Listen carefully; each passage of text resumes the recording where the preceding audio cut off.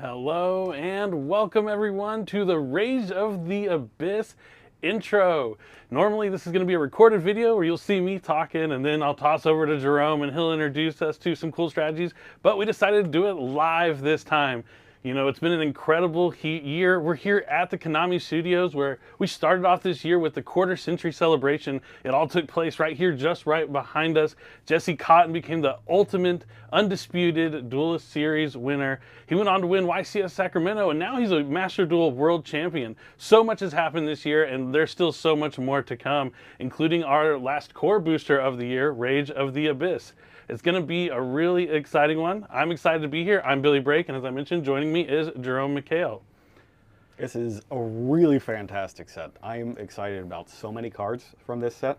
I mean, there's cards for competitive duels, but there's one thing I really love is that for the people who are really into the animated series and the manga, there is just a ton of really cool cards for fans of Yu-Gi-Oh! As a whole in this set. And I think a great place to start with it is with the monster that you see at the front of every booster box here, Rage of the Abyss, that we had on our splash screen there. And that is the cover monster of the set, number C32, Shark Drake Levice. So let's take a look at a brief history of Shark Drake in general. So Shark Drake was originally used, believe it or not, by Trey in the Zexal series. It was kind of planted in his deck by Vetrix as part of his plan to get, make Shark evil again. So when Shark duels Trey, who is normally the Chronopoly duelist, you wouldn't expect Shark Drake in that sort of deck, he defeats him and gets a hold of Shark Drake. And then goes on to play against Quattro in the next round, who is the Gimmick Puppet duelist, who notably just had a bunch of Gimmick Puppets in the Infinite Forbidden just a couple of months ago. So during the duel against Quattro, he goes ahead and plays Shark Drake and starts to try to take a hold of his heart, as number monsters tend to do. And he gets rid of it for a while with the Different Dimension Deep Sea Trench, but eventually brings it back and then converts it into a Chaos number monster, which you see on the left, number C32, Shark Drake Vice. And it's kind of a neat bit of foreshadowing. If you know how the Zexal series turns out, the true origins of Shark and all of that, it's a really neat bit of foreshadowing early on in the series. And eventually Yuma is able to defeat him and purify the number, and it goes on to become a monster that Shark is able to use later. It's kind of a mainstay of his extra deck later on in the series.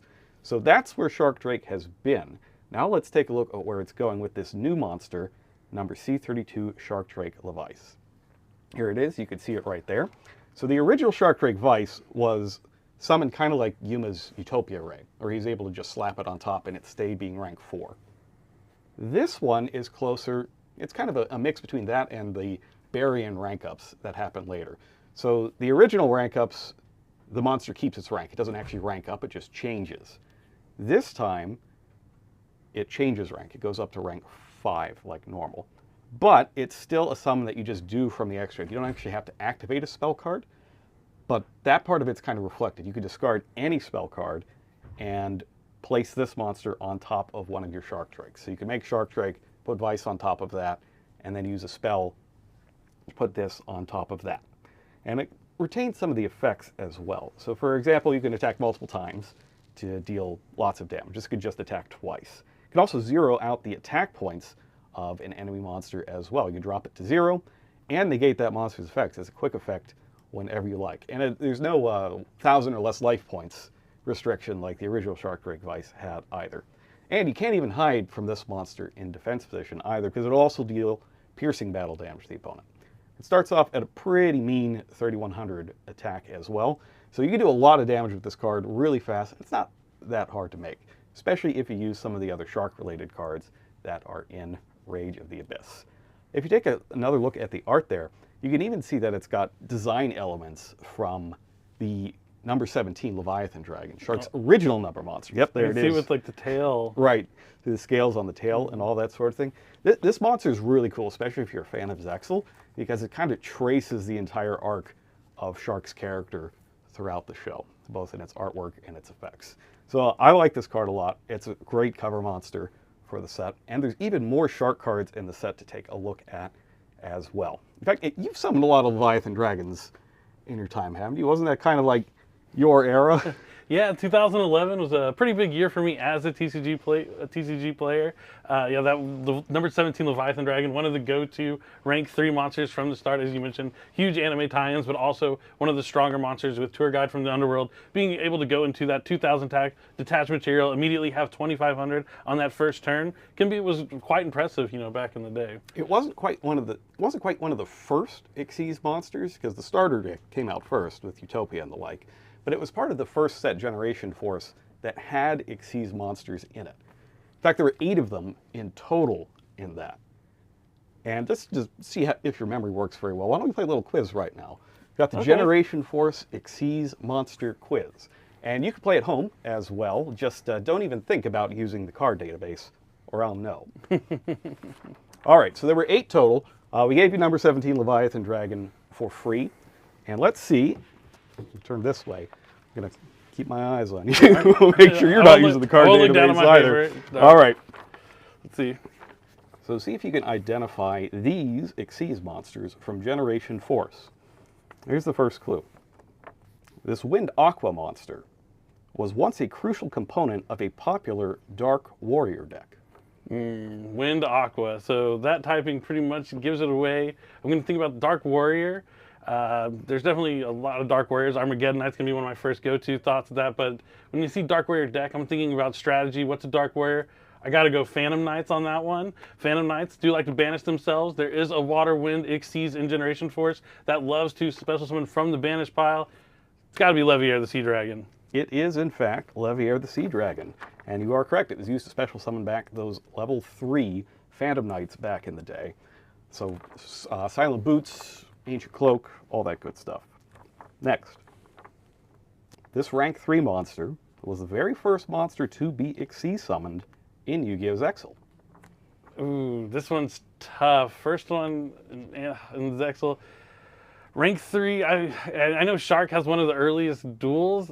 I'm going to go back with that number 17 Leviathan Dragon. I think that might have to be one of the first ones. See, that's what you'd think, because it is in fact used in his first duel with Yuma. However, that is not correct. In fact, that is not the first duel shown in Yu-Gi-Oh! Zexal. So this is... I had to go back and rewatch the episode for this one. This is a little tough. So if you go about like halfway through the episode or so, when Yuma is looking through the schoolyard, he's trying to find somebody to duel, and he comes across Shark, who's dueling against Bronk at the time. And in that duel, Shark Xyz summons Submersible Carrier Arrow Shark. Yeah, I don't know if I would have ever gotten Submersible Arrow Shark to finish him off. That's a good one, though. A good card. Arrow Shark, yep. All right, next. So you're 1-1 here. I'll take it. This card is a member of a theme with 4 Xyz monsters to its name, but only this one is a rank 4. 4 Xyz monsters. This one's a rank 4, so it's a themed Xyz monster out of Generation Force. I don't think the rest of the themed Xyz monsters were probably in this set. Maybe came in a later set. I mean, I know this one already. I'm just giving the crowd at home a time to kind of come up with it, but it's definitely a card that was underrated, saw some play. Being able to flip your own monsters face down kind of could be useful in a lot of strategies back then. I'm going to wind up Zen Meister. It is, in fact, wind up Zen Meister. I know all about the wind up toys. The other monsters were rank 3s. 2 of them came out in the next consecutive sets. So there was Wind Up Zen Mighty, as well as Wind Up Zen Mines. Oh, that one was big. It shaped the competitive scene for a while. Those are the 2 rank 3s. Then there was the rank 5, the Arsenal Zenmayo. Zenmayo. Zenmayo. All right, 2-1, doing well. Next. It's the only Xyz monster from Generation Force with more than 1 art version. This one's a funny one. I'll tell you that it's not Leviathan Dragon. You might think it's Leviathan Dragon, but that has an Astral Language version, not an alternate art. Same art, different language for Leviathan Dragon. No, this one is going to be a card that I tried to make work in a lot of different decks, because it has a good effect where you can take your opponent's monsters, but the requirement for the 3 level 3s usually end up being a bit too much. But that's going to be number 34, Terabyte. It is, in fact, Terabyte. It has the normal one as well as the standing one as well that came in the premium collection tin. That's where that came out. I remember that. All right. Here's a bit of a history-related one. Oh, This Xyz monster debuted over a month before the rest of the theme it belongs to. So it was the only member of its theme for over a month. Oh man, only member of the theme for over a month and is an Xyz out of Generation Force, and it was the only one. Yeah, this one's stumping me. I think I don't think I'm gonna get this one. I'm gonna have to phone a friend. I can give you a further clue. Or I'll take another clue. Sure. It's a rank 4. In my head, I already had it as a rank 4 from Generation Force. Maybe not easy. Oh! I think I know it. So, was this theme popular? No. Oh, okay. But was there a version of this? Was there an This evil? card was popular. This card was popular. Okay, and there was an evil version of this There was, theme. yes. Steel Storm Roach. It was, in fact, Steel Swarm Roach. The rest of the Steel Swarm monsters debuted over a month later as part of the 5th dual terminal set. That one was tricky. That one was a little tricky. And then the final one is a twofer. This one's pretty easy. I think everybody's going to get this one. But this pair of rank 5 Xyz monsters appeared together on the 2011 Judge Reward game map. Well, I played. I'm pretty sure you own this game mat. Yes, I love these cards. I played on this game mat in 2011 for a little bit. I mean, I switch my mats up all the time, but this was one of the ones that I was drawn to these cards based on their artwork, and they looked fantastic on the game mat. I actually had a deck with these cards when Generation Force first came out. The top decks were like Gravekeepers and Six Samurais, which we might be talking about a little bit later. But they were all playing like level 5s like Sheehan. The legendary Six Samurai Sheehan was level 5. So I made a deck with Cyber Dragons. The only wind-up main deck monsters at the time were Dog and Soldier. And basically what they do is become level 5s. There's Juggler. Oh, and Juggler. I forgot about Juggler. But I was focused on the making themselves level 5s, that modulation. Got it. So you go like Cyber Dragon, wind up Soldier, and then you can overlay into a rank 5. Or you can Puppet Plant their Sheehan and also make a rank 5. And that rank 5 is Tyrus, Keeper of Genesis, and Adreus, Keeper of Armageddon. Those are the two. Very well done. Only one miss, and we'll call the Steel Storm one a draw. It was close. We'll call that one a draw. The theme thing throws you off, because I mean, it is part of that Steel Storm theme, but you never think of Steel Storm Roach as being a Steel Storm monster. Exactly. But it was a good It's just question. got nothing to do with anything else, because it's more tribute summer related, that theme. So that is our Generation Force Xyz Monster Quiz. How did you do? Hope you had fun with that. We got another game coming up just a little later on that you might want to try out. But first, let's talk about this new theme from Rage of the Abyss called Primite. The Primite theme. So this is a theme based on this monster here, the Primite Imperial Dragon. It is a really cool looking card, and it's got a very powerful ability too that can blank out an entire field full of monster effects and then banish monsters that share a type or an attribute with any normal monster in the graveyard. So let's take a look at the card real fast here. This is a level 6 monster, so it's a tribute monster. You have to tribute summon it by tributing a normal monster. And then during your opponent's main phase, you can reveal it from your hand and then use its effect to tribute summon any Primite monster, actually. So if there's another one in the future, maybe you could summon that. But normally it's going to be the Primite Imperial Dragon here. And you can only use that once per turn. Now, if it's tribute summoned, you can apply these effects. The first one is that it negates the effects of all face-up monsters your opponent controls, so that's always good. And then you can banish all monsters your opponent controls with the same type or attribute as a normal monster in your graveyard. And that's all cumulative, so the more normal monsters you have in the graveyard, the more different things you can banish. And because it's type or attribute, you don't necessarily need to play as many different normal monsters as you might in, say, Magic Key, which only looks at attribute. So you'd want to have at least one normal monster of every relevant attribute, at least. So Magic Key can get kind of like filled up with those normal monsters. It's a little tougher to use, but Primite's very compact. And part of what makes it work so well is this next card that we're going to take a look at called Primite Lordly Load. Now this is also gorgeous. Beautiful. This is a spell card that lets you, well, it does a lot of different things. So it's a continuous spell card. It gets to stick around on the field and do its thing every turn. So if we take a look at the card here, you'll see that when it is activated, the first thing you get to do is just add a Primate card from your deck to your hand. Nice. Not even just a monster, just any card. It could be a spell or a trap, and they have spells and traps as well. It's just these are the only two we're going to look at for right now. But a lot of times you're just going to be fetching the Primate Imperial Dragon out of your deck and add that to your hand. The second thing, and this is one of my favorite effects in anything in this set, is that you can declare any normal monster card name and then special summon it from your hand, deck, or graveyard in defense position. That's a lot of options. It's a significant number of options. If you go into the card database, you're allowed to use it now, by the way. I no longer know whether or not you're doing it. You can go into the card database and just hit all the normal monsters, and there's a lot of them. There's probably even more in Master Duel that haven't made it to a physical release yet either. So you summon from your defense position, and you can't activate the effects of special summoned monsters on the field this turn. So you can't use it beforehand either, because it's this turn, not the rest of this turn.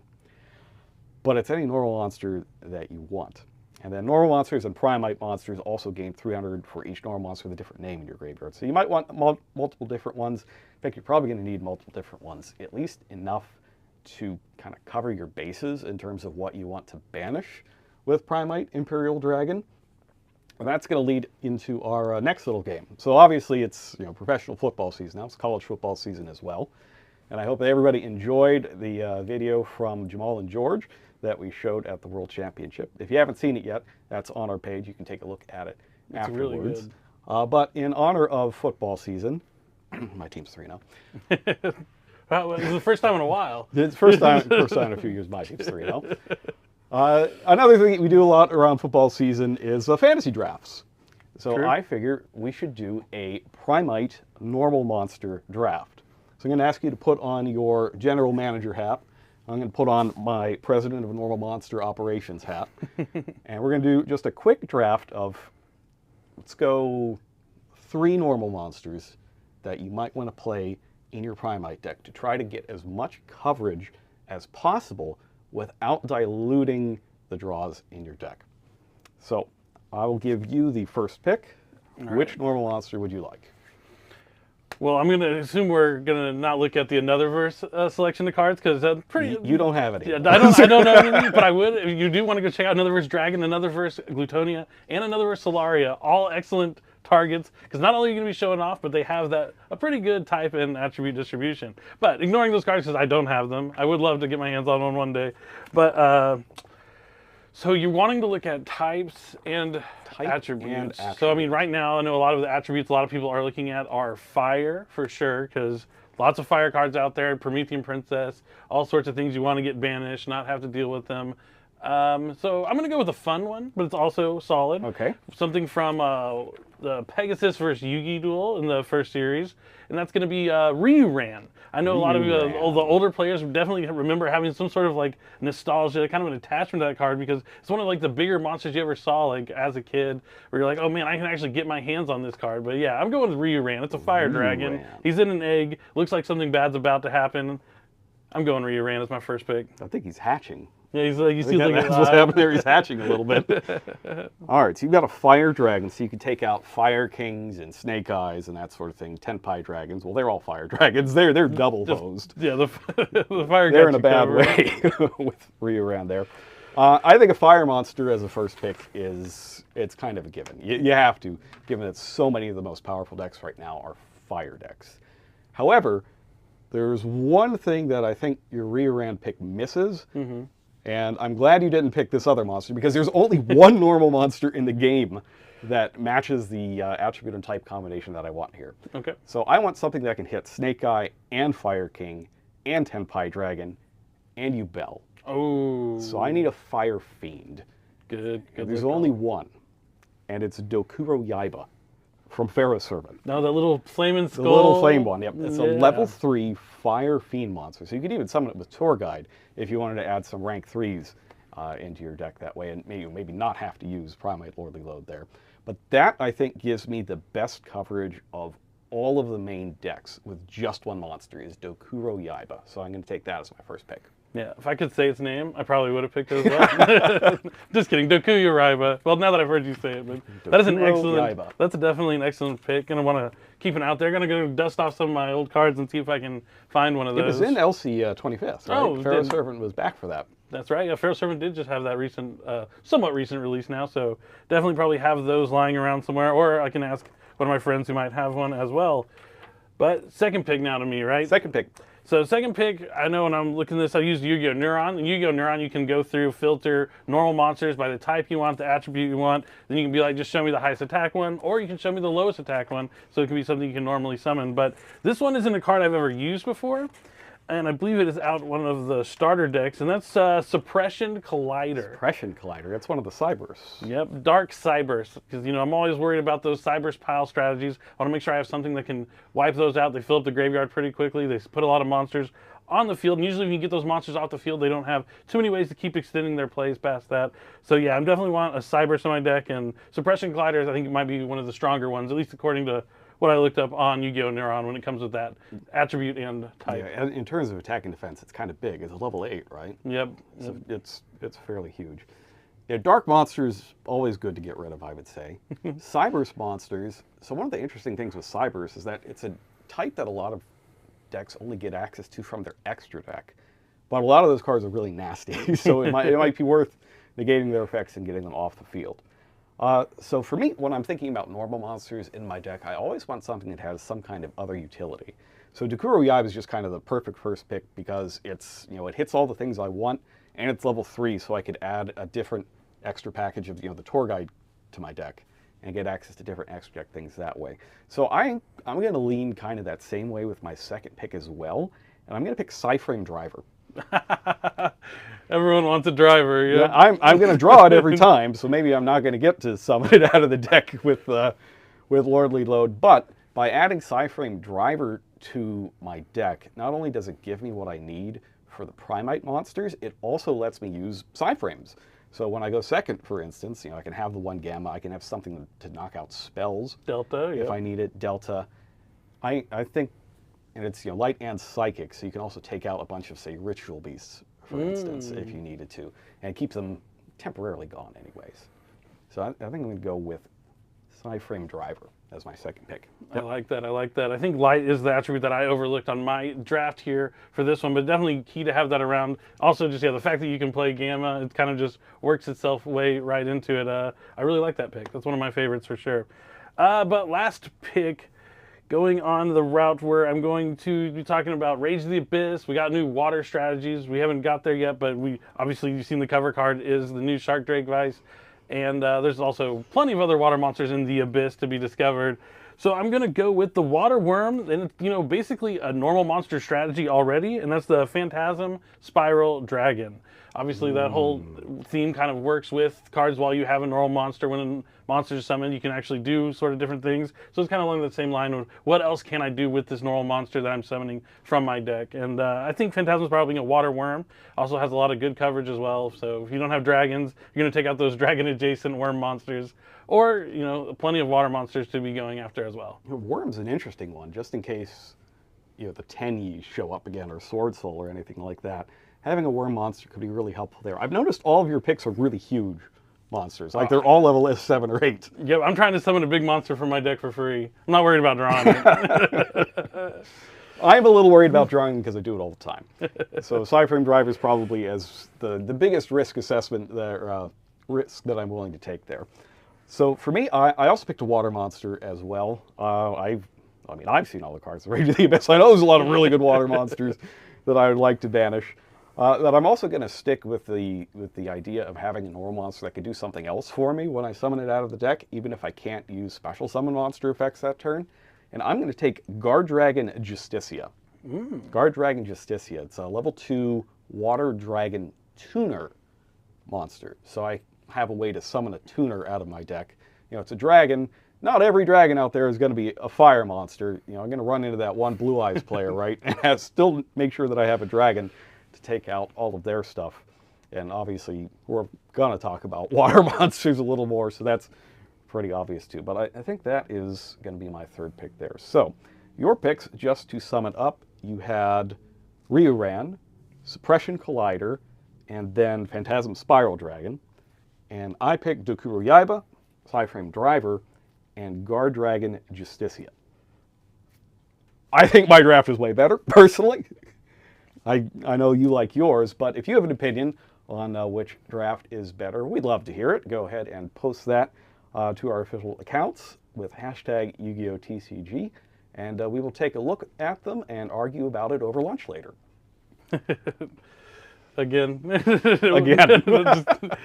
That's the best part about the cards. I really like that you can really get any normal monster. You can pick your favorite normal monster and just build a deck around it, because you can always summon it from your deck and then kind of construct a strategy. It's pretty fun. It's a really cool thing. I mean, I know the first time we read that card, and we're like, oh, just any normal monster. Well, Blue Eyes White Dragon. As long as you know the name. Yeah, it's really cool. And then, like I mentioned at the beginning, I love how it interacts with the Anotherverse cards as well, because there's nothing more flashy than summoning an ultra rare copy of like Anotherverse Solaria. I'm looking at you, Jesse Cotton. I know you have it out there from winning YCS Sacramento. Now is your time to play your Anotherverse Primite strategy. You might be one of the only people in the world that has won each one of those along the way. All right. So moving along in terms of Rage of the Abyss, for the rest of this week, we're going to have videos from some of our partnered content creators explaining in depth some of the other themes that you're going to see throughout the set. So we're going to take just a quick spin through and let you know what to expect for the rest of the week, starting with Six Samurai, one of your favorites. That's right, Jerome. I do love Six Samurais. I remember they've gotten multiple waves of support throughout the years, and now they're back at it again with some incredible new cards, including Legendary Lord Six Samurai Shien. Those of you who are familiar with Legendary Six Samurai Shien, he negated spells and traps. Legendary Lord can also negate monster effects, so you're going to learn a lot more about that later on in the week. But you know, Six Samurai, it's always been incredibly popular. It was even included in the Chronicles animation.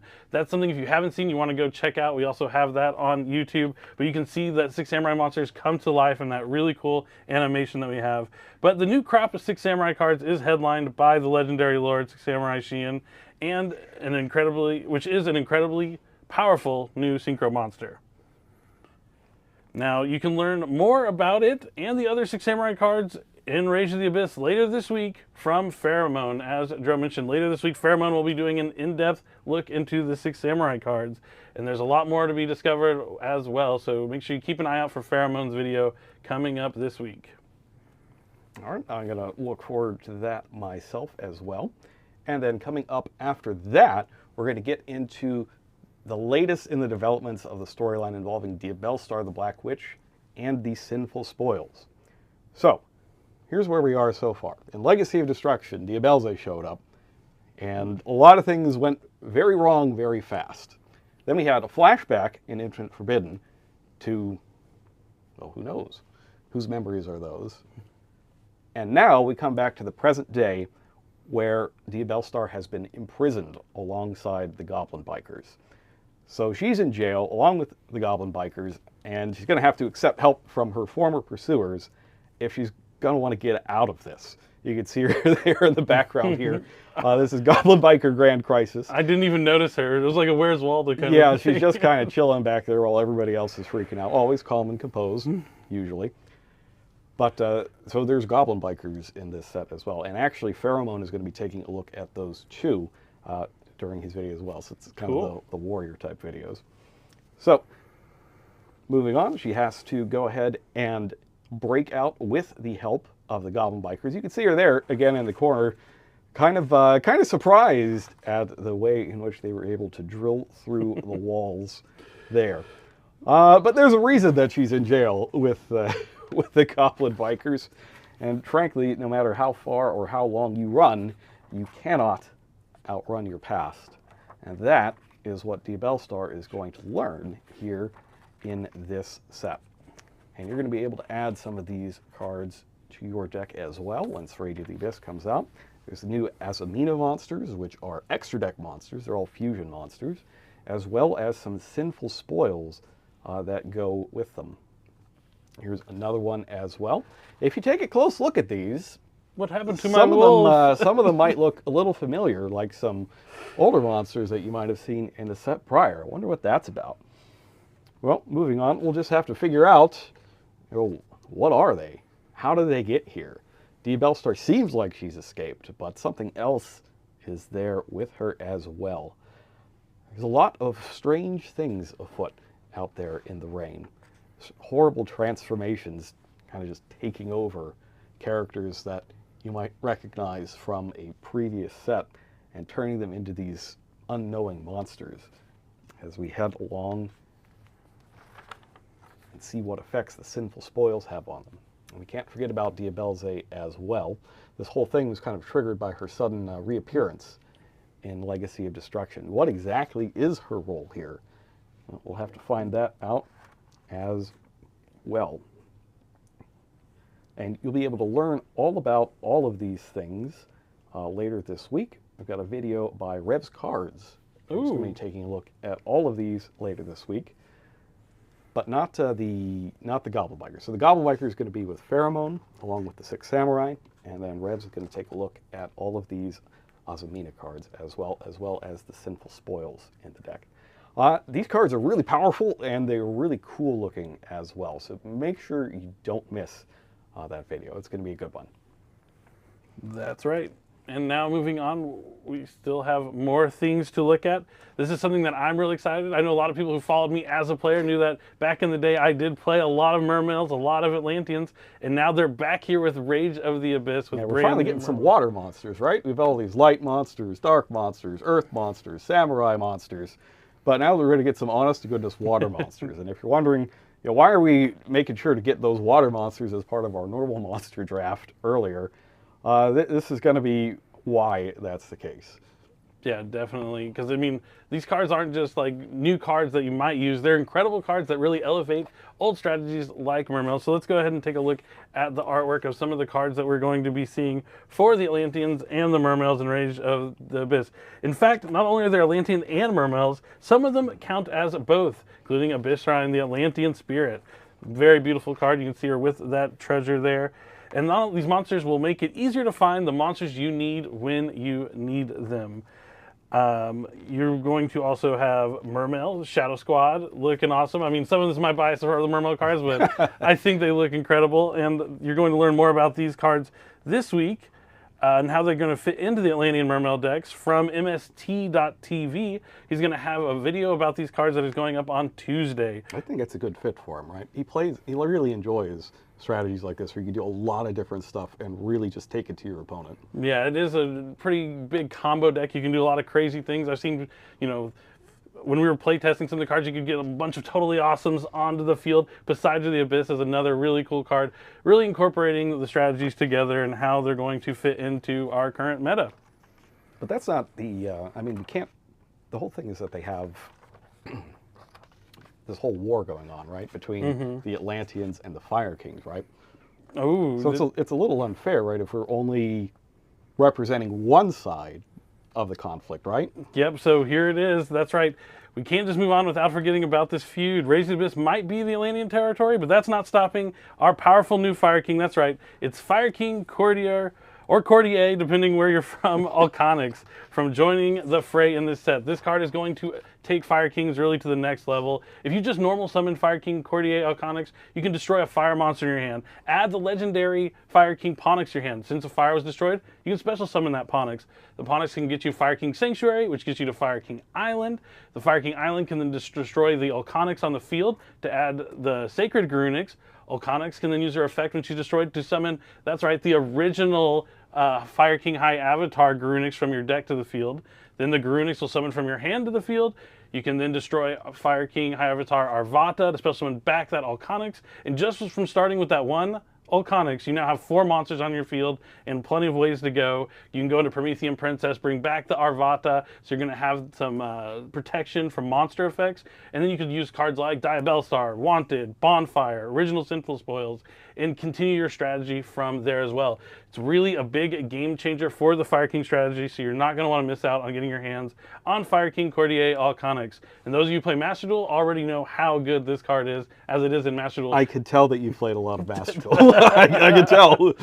Yeah, I've done the combos a few times. And that's just one of the many things you can do with her. Like, it's a very versatile card. Being able to destroy a fire to add any Fire King, really flexible. You can also add Kier into your hand to kind of protect you from monster effects. Really depends on how you draw. And I mean, that's the kind of decks I like, where you have the utility, where one card can do many different things depending on the scenario or how you have the cards in your hand. But yeah, really, as you mentioned, if you watch the World Championship, I am a big Fire King fan, so I'm really excited that she is finally making her debut here in Rage of the Abyss. I'm glad that we were able to get it in here into this set, and also pair her off against the Atlanteans as well, since they've got that connection. Yeah, it's another reason. Yeah, why I got the Phantasm Spiral Dragon. Or no, yes, that's the one. That's the one, right? Spiral Dragon. Yeah, the flavor text is a ferocious serpent that was being hunted by the Atlanteans. So also gets in with the lore there a little bit.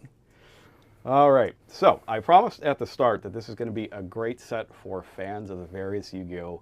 Animated series. And we've talked about Zexal with the shark cards, and now we're going to go back to the original series for a little bit with a new theme that centers on kind of reimagining the semi-final duel from Duelist Kingdom between Joey and Bandit Keith. So this is the so-called Heavy Metal Raiders duel, where Joey faces off against Keith's machine monsters. And the spell cards won't work, because in Duelist Kingdom, machine monsters had protection from spells. And it's all based around this card you see right here called Max Metalmorph. If you remember in that duel, Bandit Keith used a card called Metalmorph that turned his monsters into metallic machine versions of themselves. And this theme works kind of like that. If we take a look at the card itself, the way Max Metalmorph works is that it tributes one of your face-up monsters, and then it special summons a monster that can't be normal summoned or set and mentions this card in its text from your hand, deck, or graveyard. And then instead of going to the graveyard, it equips to itself, kind of like the original Metalmorph did. Now that monster is going to gain 400 attack and defense points, and then it gets kind of the machine protections as seen in Duelist Kingdom, where it can't be destroyed by spell or monster effects. Your opponent can't target it with monster effects or spell cards or effects as well. So you're going to get out a new powerful monster, and it's going to come with all of these protections added onto it. So to take a look at how this works, let's take a look at this next card, Metal Zoa X. So Metal Zoa X is a machine, and it has to be summoned with Max Metalmorph that tributes a level 5 or higher Fiend monster. So, the original Zoa, for instance, is a level 5 or higher Fiend monster. If you were to use Max Metalmorph on it, you could change it into this machine version of it, called Metal Zoa X. Now, one of the things that's nice about this theme is that a lot of the cards have redundancy to it. You can always get Max Metalmorph when you need it, because the monsters can be revealed from your hand to set a Metalmorph trap from your deck, any of them, and then you shuffle the monster itself back into your deck so that you can summon it back later on. Because when they're in your hand, they don't really do a whole lot, but you can just put them back in the deck, get out the Max Metalmorph, and then summon it out of the deck when you need to. So Metal Zoa X, for instance, twice per turn if your opponent uses a monster effect or a spell card or effect, as a quick effect, you can target a face-up monster your opponent controls and destroy it. And it's got plenty of attack points as well, sitting at 3,000 on its own, and it's going to get the Metalmorph boost up to 3,400. And hey, if you want to, you could stick the regular Metalmorph in there as well to give it another 300 and half the attack of whatever it's battling as well. I used to like Metalmorph a lot. I thought Metalmorph was just one of the coolest trap cards. It was really sweet. So the way that all of this is going to get set off is because of our next card called Metal Illusionist. Metal Illusionist. And this card, as you can see from taking a look at it, is based on Copycat, Joey's Copycat.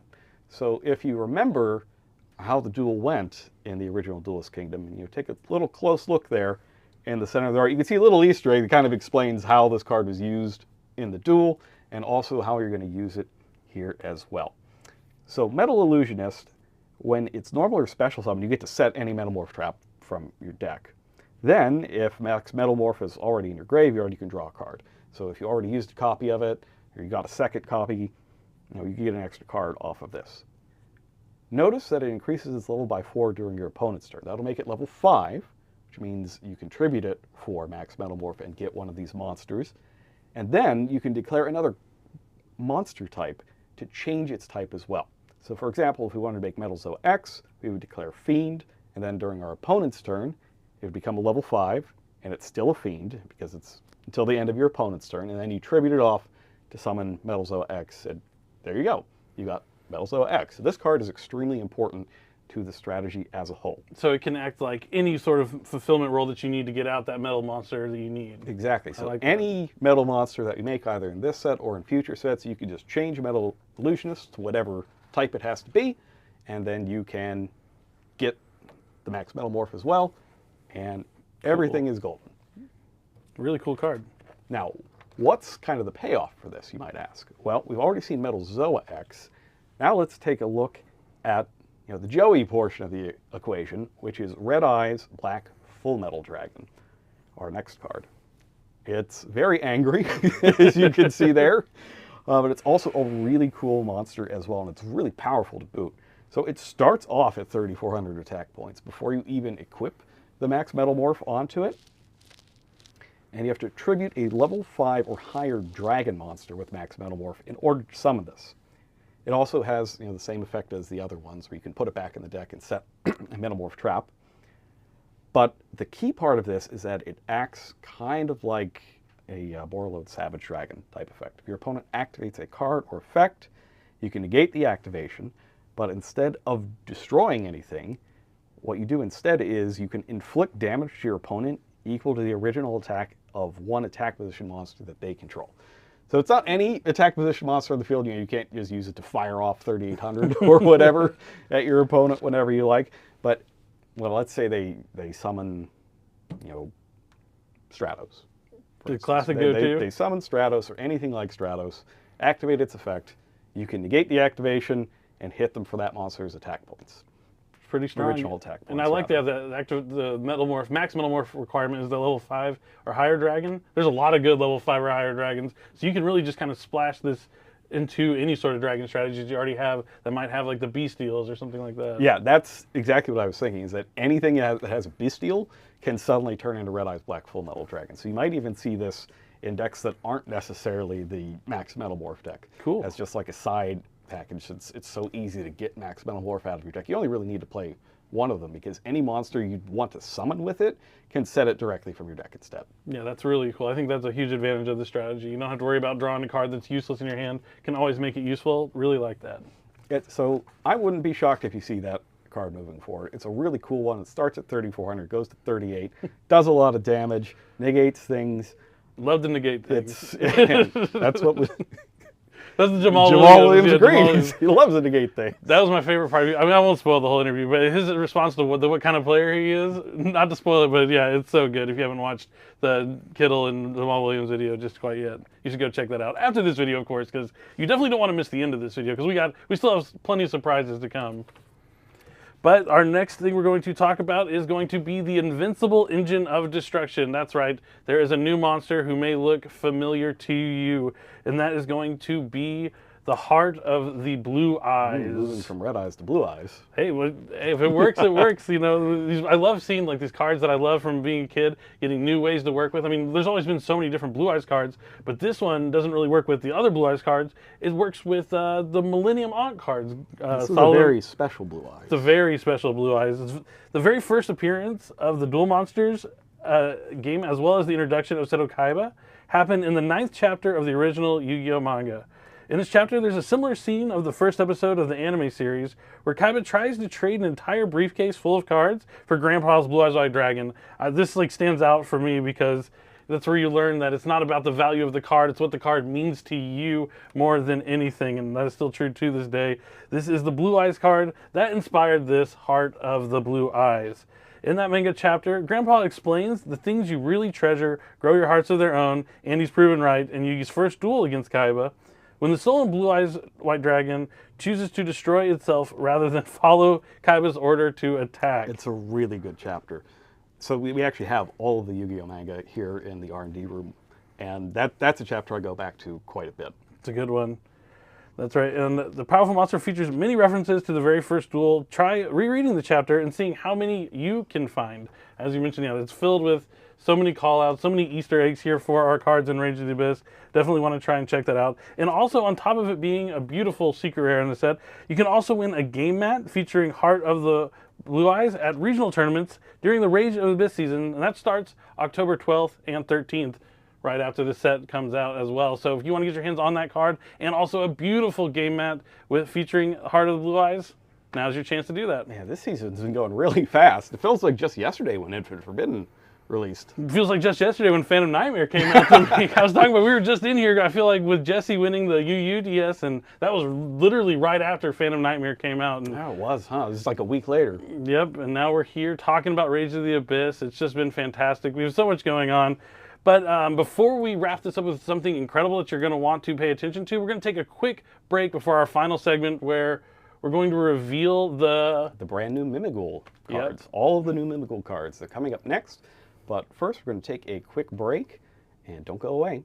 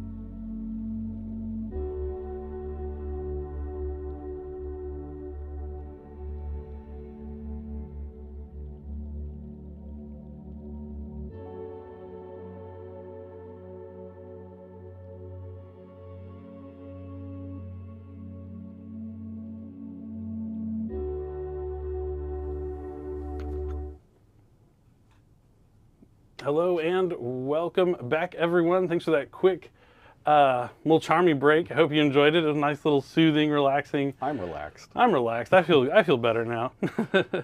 But I hope you had fun with us this week, or today, I guess. It's not really a weekend. Used to doing the YCS shows where I'm always on live stream being like, this weekend, this is happening. It's been a great weekend, but it's Monday. Mondays can be good if you let them be.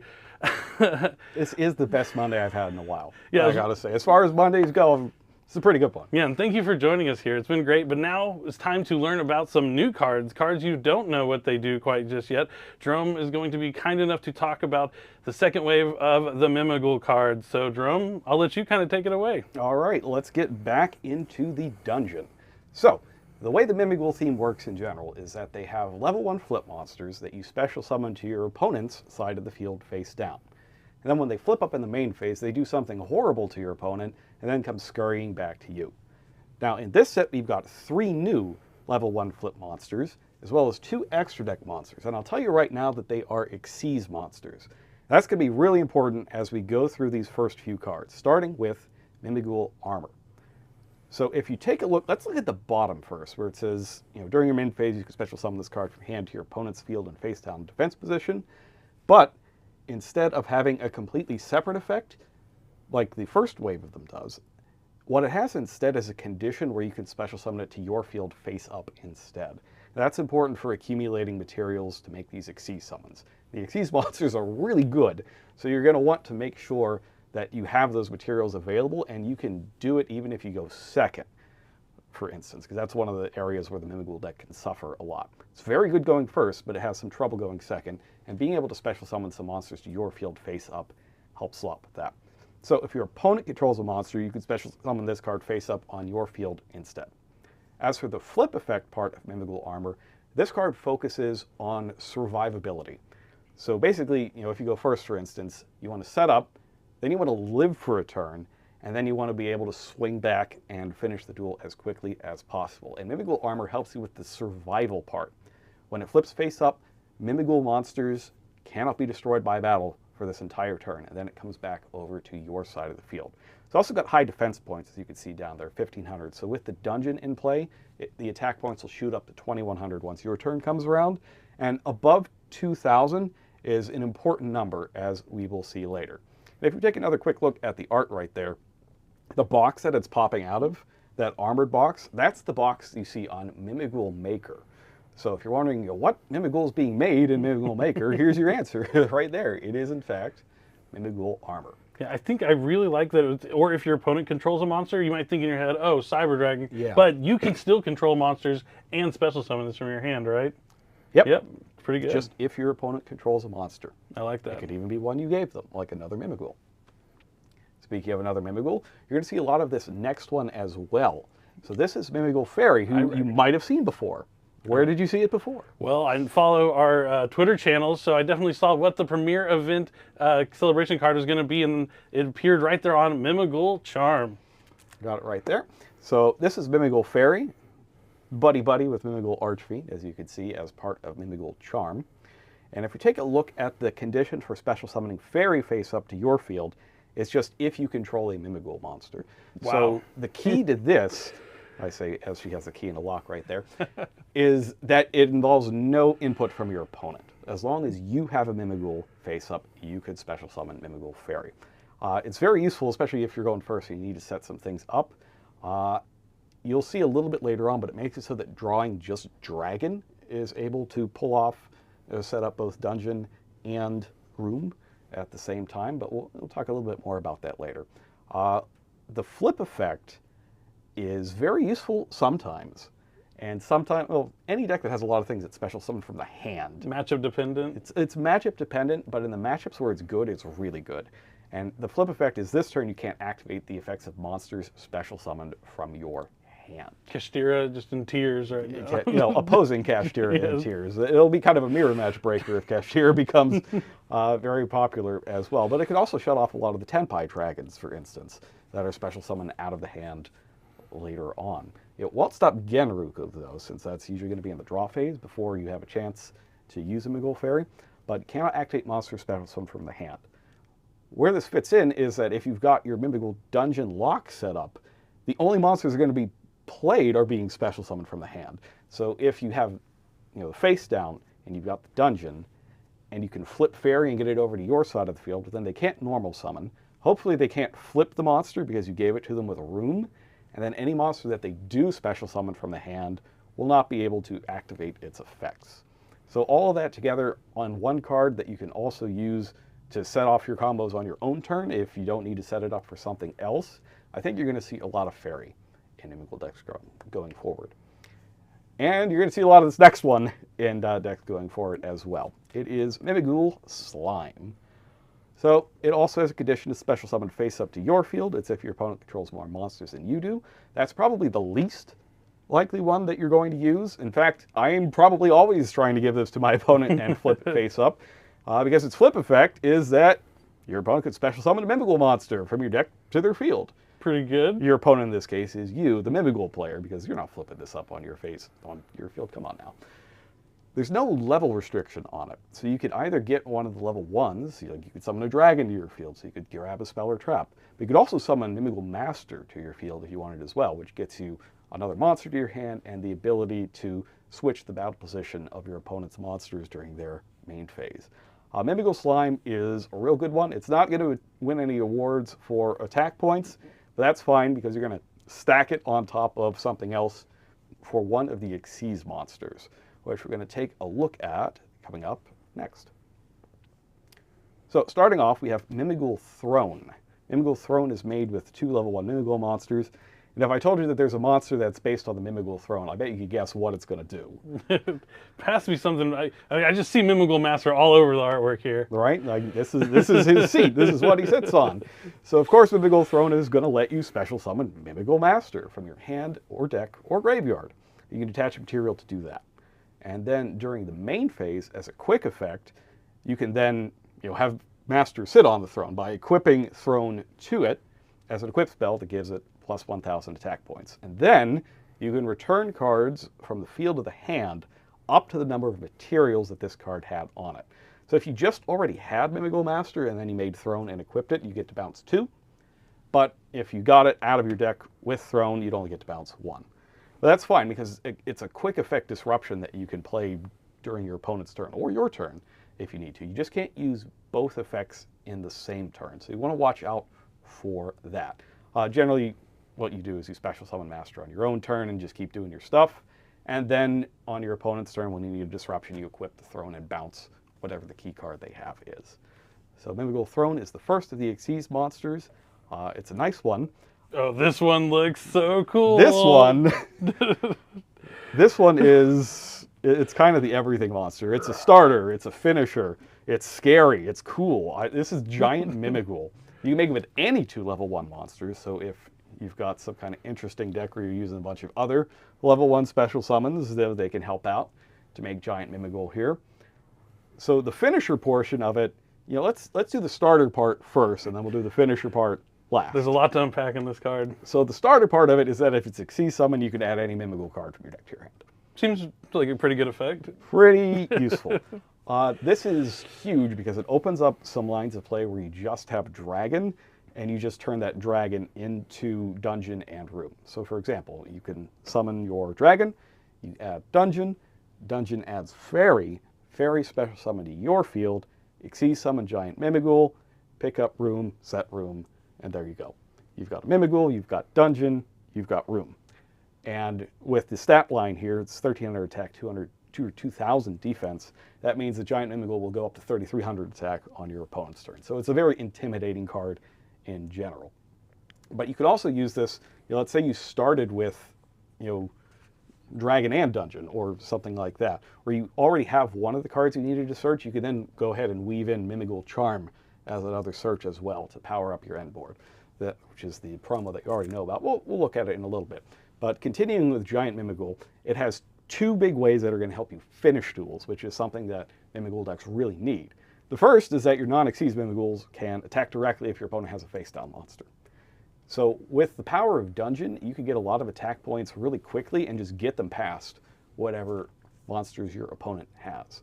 So for example, Mimighoul Master is normally 3,000. If you stick Throne on it, it's 4,000. You can get direct with that. there are, I believe, 3 different Mimigools that have over 2,000 attack points when they're boosted up by the dungeon. Armor, for instance, is 2,100 you can get by. Dragon's 25, and Cerberus is the other one, which is 22. So if you have the equipped Master and 2 other ones, that's game right there. I think it's more likely that you just have Master and 1 of the 2,000 attackers.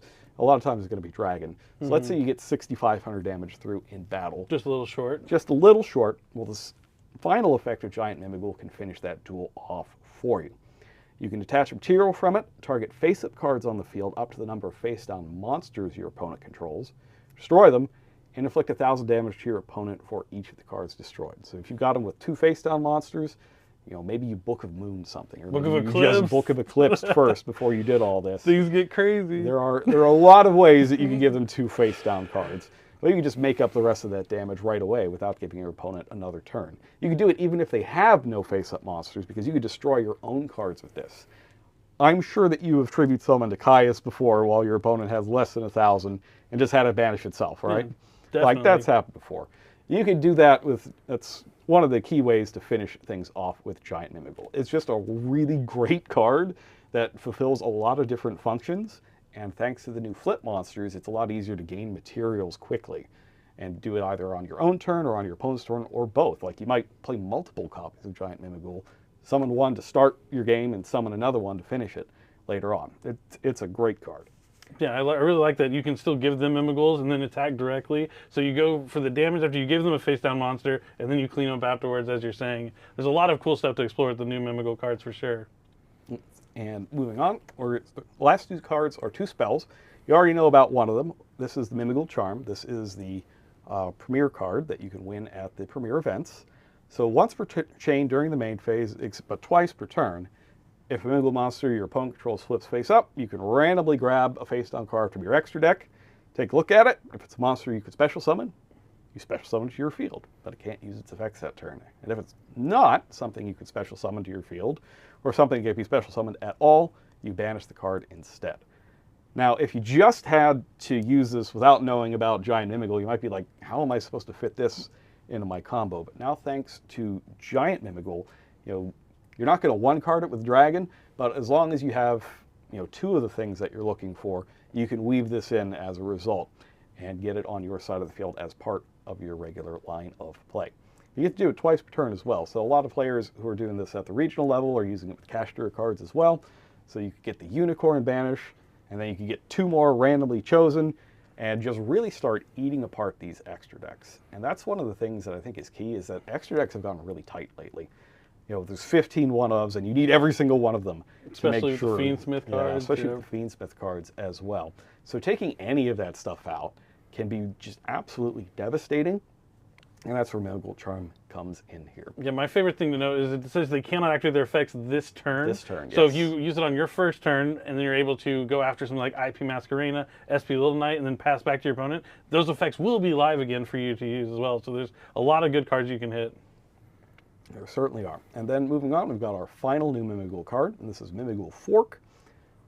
So this is target face-down monster your opponent controls. Your opponent chooses one of these effects, and you apply it. Either change it to face-up attack or defense position, or send it to the graveyard, and its owner, you, draws 2 cards. In essence, if your opponent knows that the Xyz monsters exist, and I imagine they all do now because they're definitely watching this stream, this is just going to be Destiny draw every time. You're never going to give your opponent a face-up level 1 monster, because only bad things happen if you do. And this is kind of a neat inversion. So like Destiny draw, you discarded Malicious, right? To draw 2 cards, then you got another Malicious. So with this, you play it, you draw 2 cards, and then instead of getting another copy of the monster, you get another copy of the spell with this second effect here, where you banish a copy from your graveyard to add another Mimighoul Fork from your deck to your hand. So I think it's a really fun little inversion of how the old Destiny draw play worked. Yeah, and I really like the artwork with the effect, that being a fork in the road, kind of where you have to go, this path is full of horrendous traps that you know something bad is going to happen, or you go towards, the Mimic, which looks like it's appealing, but it could lead to disaster there once you reach that. There's a bear trap right in front of it, too. Would you like the bear trap or the swinging death size? The pendulum, as it were. It's pretty cool. So that is going to do it for our Mimighoul or new Mimighoul cards in Rage of the Abyss. There's a lot of good ones there. Giant Mimighoul, I think, is kind of like a real game changer for this. And just being able to get a lot of extra monsters off of Slime, Fairy, survivability, and more damage from armor. I think it's a nice set of cards. Yeah, I think it definitely leaves a lot to like be explored and try out. I mean, when the cards are so open like that, where you can add any Mimighoul card and the pathing can go different ways, as long as you get to your end result, I think there's a lot to experiment with and try out and see what, how you can take your Mimighoul deck and take it to the next level. Yeah, even with that first wave, we saw people at the regional level they were getting their invites. People are still getting their invites like that. And you might want to take a look at, just go on the card database, do a search for level 1 monsters, and just see, what special summons are there? Are there some multiplicative level 1 special summons that maybe you could use? There's a lot of interesting stuff to find out there, and I hope that everybody is going to have a good time.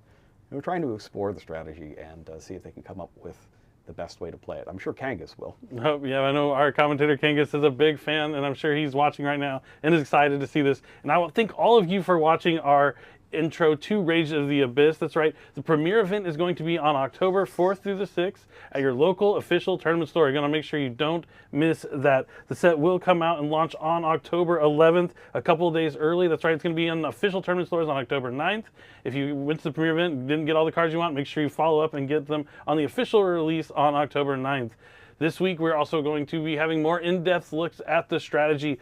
We're going to have some of our favorite content creators like Pheromone, MST.TV, and RevsCard all look at those, a closer look at some of the strategies we went over here today. But I know I've had a lot of fun talking to you guys, having this live stream and being able to talk about Rage of the Abyss. I mean, I'm excited about every Yu-Gi-Oh set. This one holds a special place in my heart. I know it does for Jerome as well, as it has so much of those anime and manga tie-ins. It's a really cool set. I hope you enjoy it as much as we did working on it. We are going to be back with more YCS events, more Yu-Gi-Oh than ever. There's more ways to play than ever. So make sure you play Master Duel, play Yu-Gi-Oh Duel Links, and of course the Yu-Gi-Oh trading card game.